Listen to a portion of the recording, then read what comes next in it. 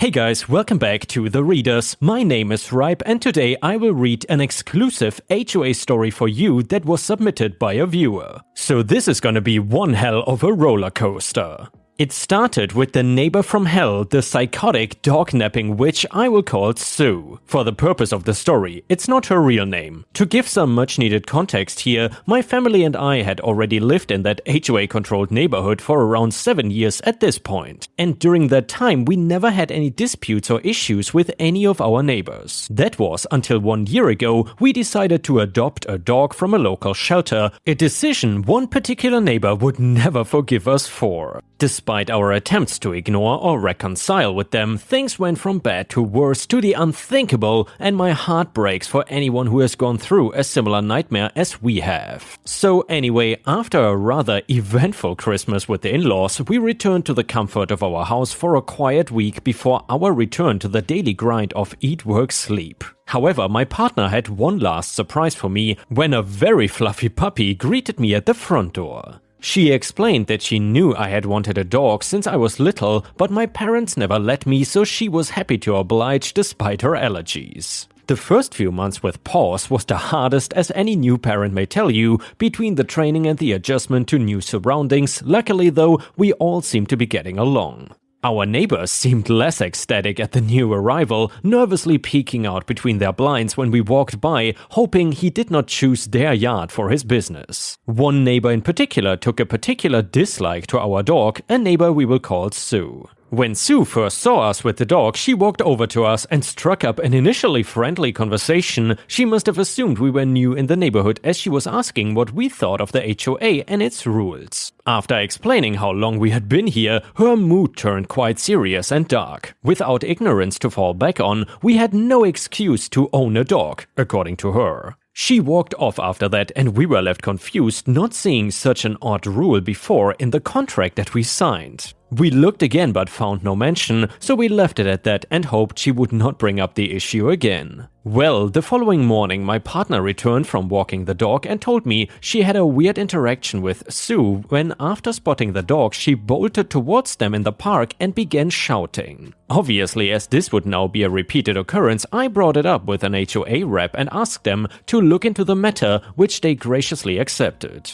A few days later, I get a phone call to say that the neighbor won't be making any more trouble and it was all a misunderstanding. Later that same day, a knock at the door followed by shouts from a very disgruntled Sue, very pissed off that we had called on her. Not wishing to escalate the situation, we ignored the door until she gave up and stormed off, not after her usual demands though of removing the dog and no dogs in this HOA. The next morning we both had to go out and run errands, something we had to leave our dog at home for, but we felt safe and assured that we would be back soon anyway. No big deal, right? Well, 2 hours later we are driving down our street and notice a squad car parked on the sidewalk by our house. Pulling into the driveway, we noticed the gate to our backyard busted off its hinges and a few curious neighbors had gathered nearby. The officer got out of his car to say that he had been called out to investigate criminal damage tipped off by a neighbor, but when he got there he noticed something more. Following him around the back, we found shards of glass scattered over the patio from a broken door pane that was left ajar. He immediately darted inside, remembering what we had left inside.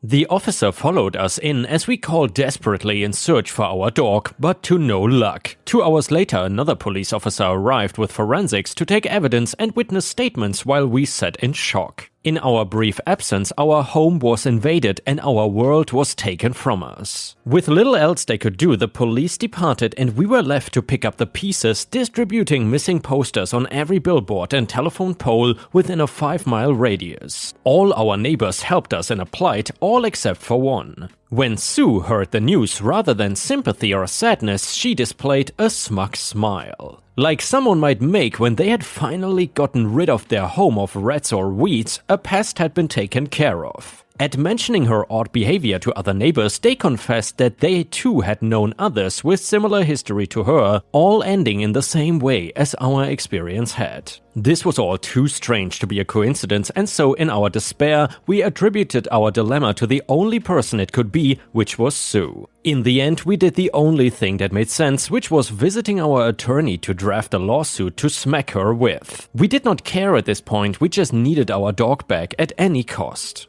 While I would have loved nothing more than to kick in her door myself and take matters into my own hands, I knew that doing so would only give her grounds to put me in jail instead. So through gritted teeth, I patiently endured. 2 painfully long days later, Sue was handed the notice from our attorney directly, with the short but clear message of return the pets or go to jail. A message we saw her promptly ignore and shred into pieces, but luckily for us, that helped us as well. With an anonymous tip sent to the police, they pulled her van over to find a bunch of suspicious animal cages in the back and a very shaky alibi for our break-in. They then investigated further at her house with a warrant and were quickly able to piece it all together, arresting her on the spot and hauling her off to the nearest station.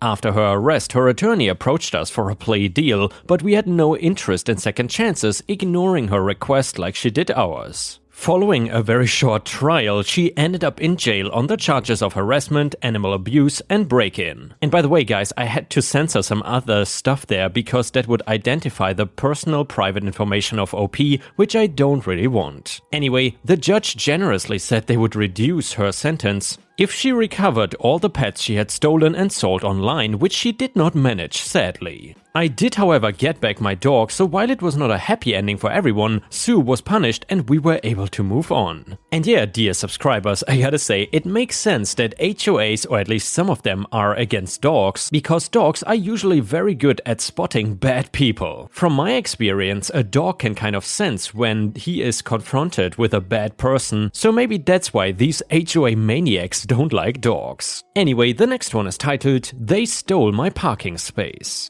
I work in a place with a deeded garage parking, had one sweet old lady, I will call her Granny, who owned a Mini Cooper. Another couple who rented a unit did not have a parking spot and took to planting their economy car in her spot. When Granny complained, the renters would just say they were entitled because there were so many empty parking places so Granny could park somewhere else. And by the way, what the heck do they not get about deeded parking? This continued until the day the sweet old lady decided to be not so sweet. She pulled her car in front of the 2 renters' cars and parked bumper to bumper. Put a note on their car saying, "Parking in this space is $150 a day. Please leave a check with the concierge." So the 2 grifters renters showed up at my desk complaining about their car being blocked off and actually expected me to tow the Granny's car off. I had to re-explain that deeded parking meant that I could not tow a car from Granny's spot anymore, then I could rearrange furniture in her apartment. It is her land, she owns it, and you abandoned your car on her property. Talk to Granny. So after 20 minutes or so of the grifters renters complaining, I called Granny even though it was early in the morning. She came down to the desk in her housecoat and slippers with her dog in tow. They begged her to move her car. Granny told them it would be $150, leave the check with the concierge. They kept complaining. Then she told them it would be an extra $50 for waking her up in the morning because they claimed an emergency. Then they asked her how long before she left the garage, and Granny told them, "Dearies, I'm retired. I will leave my spot when I am ready, and the price just went up to $150 a day plus $50 for waking me, and that will be in cash. Leave the envelope with the concierge. I'm walking my dog and I will move my car when I have your rental fee in hand." So not only did the renters not park in her spot, but word got around and I didn't have to deal with that issue for another 2 years. And then the next one is titled, Never Photograph My Kids. I almost forgot about this, and it's a thing of marvelous beauty. So a few years ago I was living in an apartment complex near Charleston, SC. My downstairs neighbor was a nurse and had her 2 kids living with her as well as her girlfriend. She was going through a nasty divorce with her ex-husband. The ex-husband did not like her having a girlfriend around his and her kids, so he hired a private investigator to take pictures of the couple together.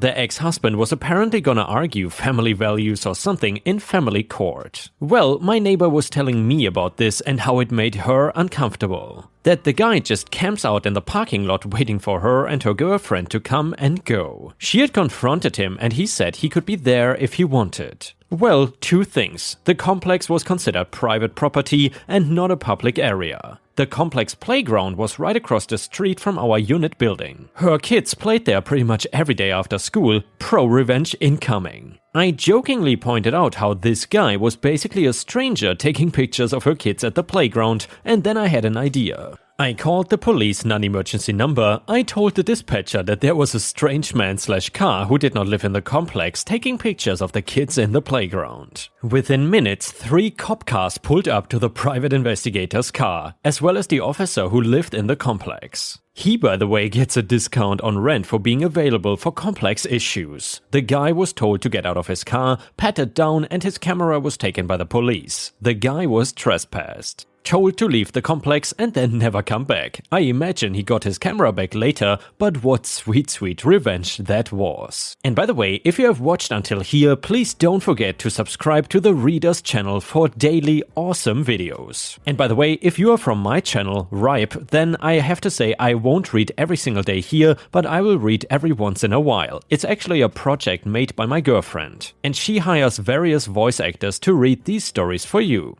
Anyway, the next one is titled The Hotel Nightmare. Whenever a really expensive car pulled up, I would roll my eyes and steel myself because yeah, we were not a rat hole, but we were not a 5-star hotel either.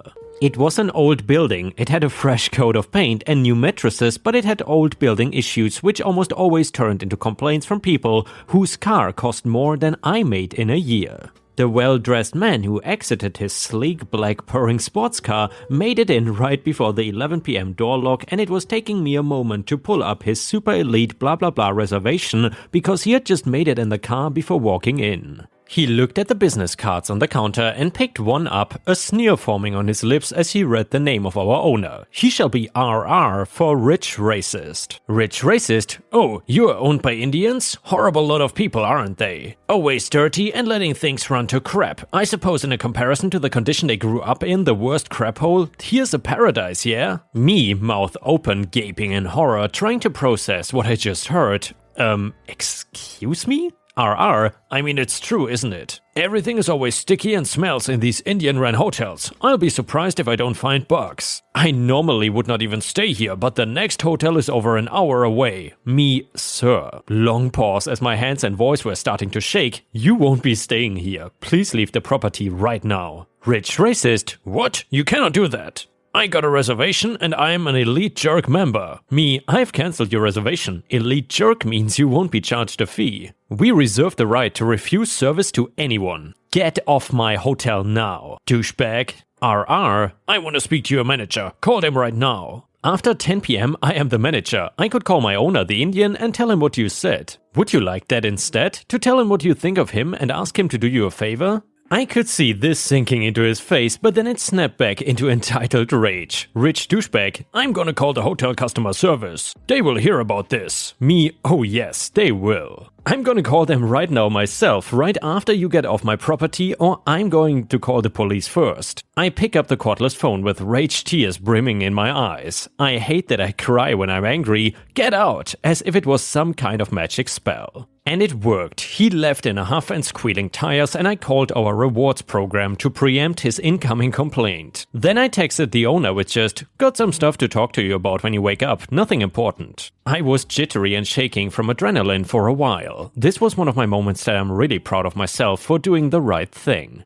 A counterbalance story for me beating myself up in my other post. And yes, I had my own little nitpicky issues with the boss, but they were not wide-sweeping generalizations about all his people. I'd worked at his different properties for years, I considered him a friend, his wife would give me a bindi and bless me once a year during their big religious holidays, and I would take off my shoes while she blessed the office and chanted with bells even though I'm Christian. They brought me back a gift from India. Aunt and uncle would bring me spices to try on my pizza. They were tiny and sweet, and I used Google Translate to thank them. No one gets to drag them like that to my face. Guess he thought I would just nod and go along with it, and well, guess what? Customer is not always right. I never got in any trouble for this. And yeah, Ripe stars, that is exactly how you should deal with an awful, entitled racist hotel guest, because indeed, if the customer is a douchebag, then the customer is certainly not always the king. Anyway, if you enjoyed this video, please don't forget to like and subscribe because that would help us tremendously. Thank you so much, and I hope to see you again tomorrow for more